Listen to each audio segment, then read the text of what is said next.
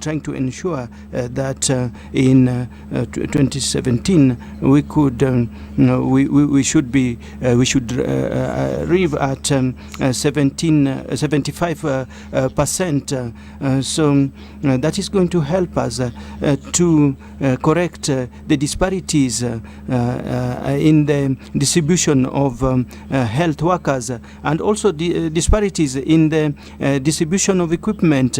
And we find that most of it is in the capital, and the rest of the country is no man's land, or there is no infrastructure with qualified personnel. So we have to ensure that there is a fair distribution of equipment and health workers, and also regions that were up to now or did not have enough human resources have received midwives and also nurses and also coverage in specialist medicine. So we see regions, whole regions with populations of 500,000 people.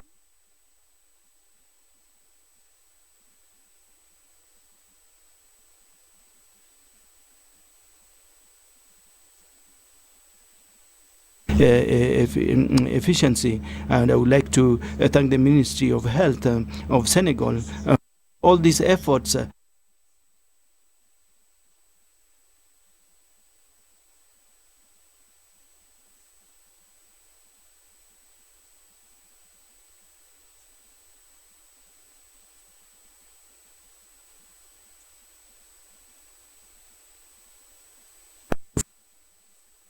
given that it has given Senegal in the area of UHC, and it is going to help us to meet the objectives that have been set.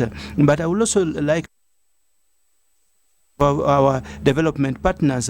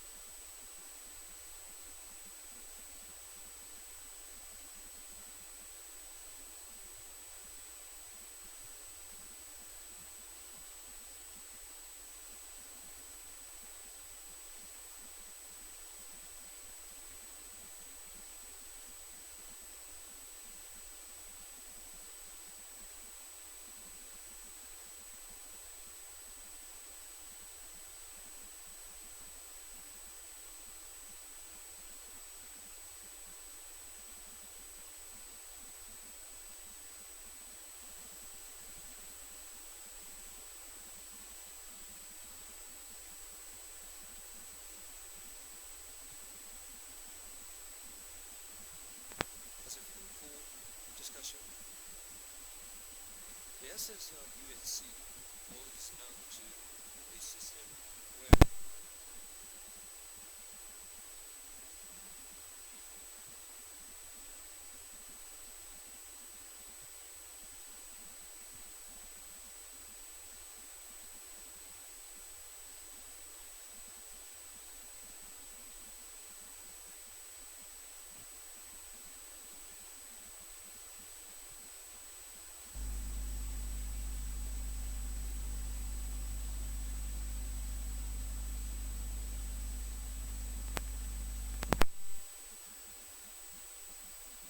but just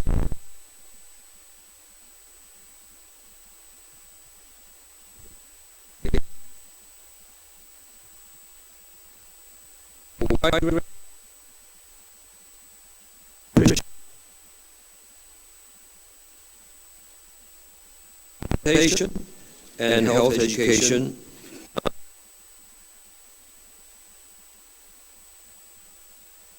requires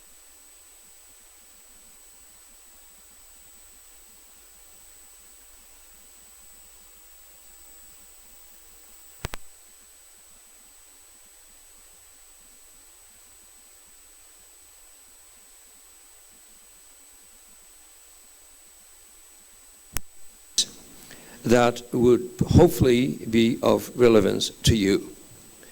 First, we should pay a due attention to the resilience of health system, given that it could be exposed to external shocks from the natural disaster to the pandemics.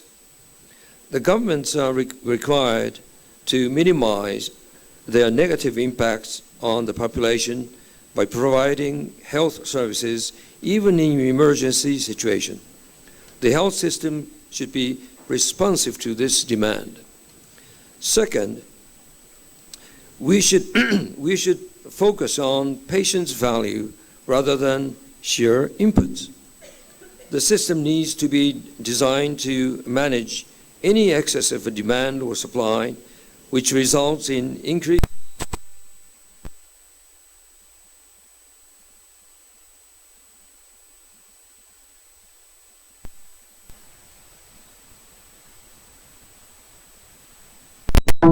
such as immunization, smoking cessation, and cancer screenings should be introduced to the national health strategies. And last point is that the health system should reflect, well ahead of the time, the change of health needs resulting from lifestyle variation and demographic transition. The population aging of our society brought an increasing demand for healthcare services, for which the Japanese government introduced long-term care insurance in 2000. Africa is not yet faced with extreme aging, but will undoubtedly confront the issue in the shorter space of time. Hence, UHC and national health promotion have no ending, but it's worth of quest. In the past 70 years, Japan's life expectancy increased by more than 30 years, and the health outcomes has constantly been top-ranked. These favorable health outcomes contributed to boosting economic growth, social stability, equity, and even solidarity. Africa is still faced with challenges ranging from maternal and child mortality, HIV/AIDS, malaria, tuberculosis, to increasing burden of non-communicable diseases, as well as public health emergencies. It is required to design a holistic health system responsive to any of these issues, taking fuller advantage of disease-specific programs. I would also like to emphasize that such health system also enable countries to better prevent, prepare for, and respond to health emergencies. The task is enormous. However, progress can be achieved by firm leadership, leadership commitment, and with proper assistance. And in this May, Prime Minister Abe pledged approximately $1.1 billion for global health institutions, including $50 million to WHO. WHO's emergency activities and World Bank's Pandemic Emergency Financing Facility, respectively, as a testament of Japan's commitment to address global health challenges. For this $50 million to WHO, we are happy to contribute the half of it by the end of this year to respond to urgent needs, especially in Africa. Finally, let me reiterate my sincere welcome of the UHC in Africa, a framework for action, and appreciate the efforts made by the World Bank, the WHO, the Global Fund, and relevant partners.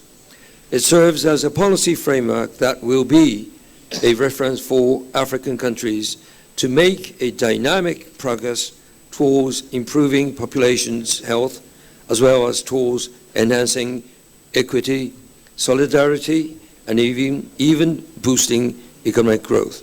I look forward to an active discussion today with powerful tool UHC in Africa, a framework for action that guides us in the journey of the achieving UHC.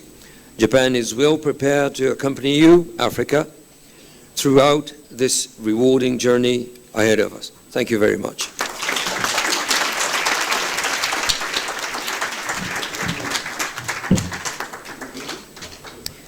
$1.1 billion for global health assistance from Japan. Ladies and gentlemen, can we give them a warmer round of applause, please?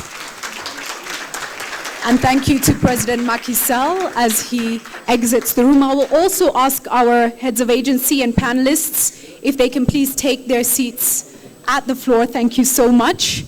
And in just a moment, I will welcome our roundtable panelists to take the seats on the podium. We'll let the room settle down. Just give it a minute and move to that.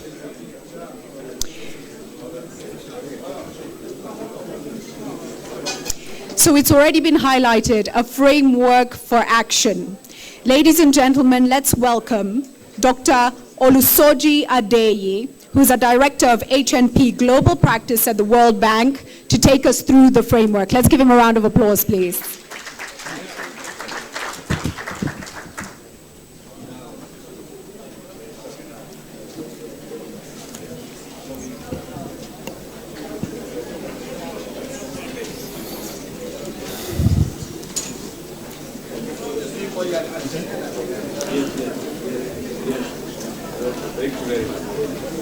Thank you very much.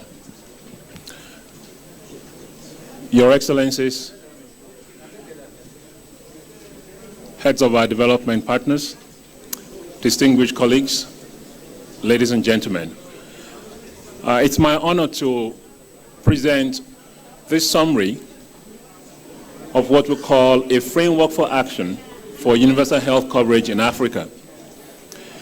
This is the result of cross-agency collaboration among our colleagues in JICA, for which we are most grateful to the government of Japan, the World Health Organization, the Global Fund, and the World Bank. Slide, please. We have had much from heads of state and other senior colleagues in the past hour or so about the rationale for universal health coverage framework in Africa. It's a political imperative. African heads of states and African governments in general have already committed themselves to improving access to health services. They've committed themselves to ensuring that people do not suffer financial hardship when they use those services. And they've committed themselves to gradually expanding the scope of those services. So it is a political imperative grounded now in the SDGs following the expiration of the MDG era. And it's also a matter of basic human rights. So in that context, putting it this way, we hold it to be self-evident that every African has a right to decent and affordable health services. That is the baseline in which this is grounded. And this also has its roots in what the citizens expect and what citizens insist upon. So if we look at the report from the Afrobarometer poll, the most recent one, in many of the countries across the continent, health is one of the top 2 areas to which citizens expect their government to pay more attention. It is one of the top 2 areas on which citizens expect their government to spend more money. And there are opportunities to accelerate progress. Now, Africa is a very large continent. And so I hesitate often to speak in generalities about it. It's very diverse. Having said that, despite that diversity, there are actually a number of common challenges that the countries face. We also know that there are a number of homegrown innovations already going on the continent. And the collective challenge that we face is to scale those up, learn from them, keep improving on them, and make them work for the entire population. And the purpose of this framework is not to present a fait accompli, no, far from it. It's to help build upon what has already started in many countries and to intensify country-led action towards universal health coverage. Slide, please. Now, let's step back a little. Over the last couple of decades, African countries have recorded remarkable progress in health. For example, in sub-Saharan Africa, the under-5 mortality rate decreased by about half, and in North Africa, it decreased by about 2/3 over the last couple of decades or so. And there have also been gains in many aspects of maternal health services. Having said that, the challenges remain. And as you see from this single chart, which is intended to concentrate our minds on the journey ahead, see in that dark part on the left, that shows the goals to which African countries have committed themselves under the SDGs. And the lighter part on the right-hand side shows the gap, which we might call the excess child under-5 mortality that needs to be averted over the next 15 years or so. So we have a lot of work to do, and you can see that countries like Angola and Somalia, Sierra Leone, Nigeria, and the Democratic Republic of Congo, top there, really have a lot of work to do. Having said that, this is not a story of doom and gloom. Slide, please. Now, we've seen substantial progress in service delivery. For example, health service coverage. We have had a lot about access to basic technologies like insecticide-treated bed nets. Over the last 15 years or so, the coverage of insecticide-treated nets among children has grown by about 15% per year. This is due to a combination of efforts by the countries themselves, the public sector, the private sector, and also the support of many development partners, including but not limited to the Global Fund to fight AIDS, tuberculosis, and malaria, PEPFAR, for example, the US President's Malaria Initiative, the World Bank, which funded the booster program for malaria control, and of course, a lot of bilateral organizations. We also see that non-state actors play a very important role. The for-profit side, the not-for-profit side, play a very important role in this. In fact, in some of the countries, a vast majority of some of the basic services in some parts are provided by non-state actors. And of course, there are gradual improvements, not sufficient, not satisfactory, in essential public health functions. Now, this is no time to be complacent. There are gaps in access, and there are gaps in quality of care. If we look at the reports from the service delivery indicators, which is a series of surveys, we find insufficient infrastructure, inadequate equipment in the health facilities. We also find that not only are there deficiencies in the absolute numbers and distribution of health workers, Many times when those health workers are officially assigned to the health facilities, they do not show up. So absenteeism is a problem. And when we combine this with the fact that health workers generally do less than they know what to do, it becomes a big problem indeed. And there are disparities across and within countries. So across geographic zones of countries, and of course across socioeconomic groups. I already mentioned the one about skilled health workers, and in fact, the health worker gap that the continent faces, if we look at it against the benchmark for the SDGs, we're going to need expenditures of somewhere in the region of $20 billion to cover that. And we already talked about public health functions. There's also the matter of the capacity to manage those public health functions. It means institutions, it means processes, it means the checks and balances that actually make things work. So it is not sufficient to have strong individuals. That's necessary. But it is important to have strong and effective institutions. Slide. Now, on financing, you really can't do much if you don't have the money. And one of the indicators of a country's commitment and one of the indicators of a country's priority is where the country puts its own money. Now, total health financing has increased over the last couple of decades, but sadly, government health financing has been stagnant. In fact, more than half of the African countries, it has declined. And I just would like us to ponder this quite a bit. Now, out of all the African countries, only 4 countries have met the Abuja target, which the countries themselves set. And I think these are very sobering statistics in terms of where the revealed priorities of the countries are.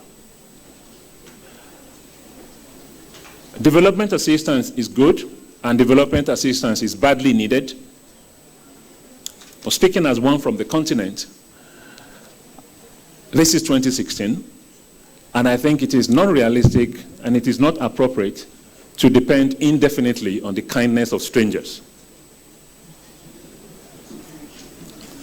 If you look at the panel on the right-hand side, as we speak, from east to west, from north to south, 11 million Africans fall into poverty due to health payments yearly.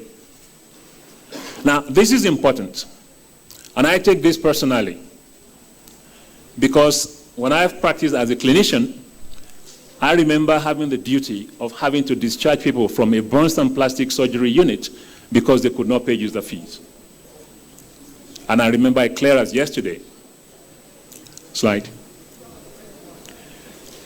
So catastrophic health expenditures increased, and a large share of Africans forego care for financial reasons. They can't afford it.